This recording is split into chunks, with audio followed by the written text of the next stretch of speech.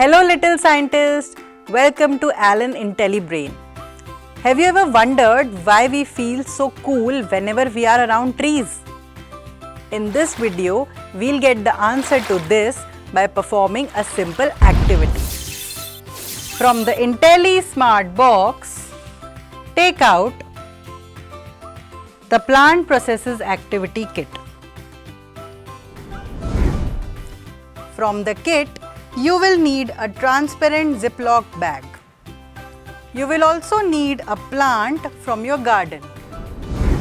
Take out the Ziploc bag and cover any leaf of the plant with it. Like this. Make sure we leave minimum space in the Ziploc and zip it properly. Now, keep this plant in sunlight for around 2 to 4 hours.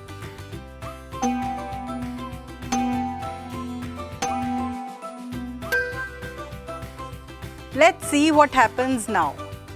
Let's observe the Ziploc bag. Can you see these tiny droplets of water on the inner surface? The leaf has released these droplets in the form of water vapor.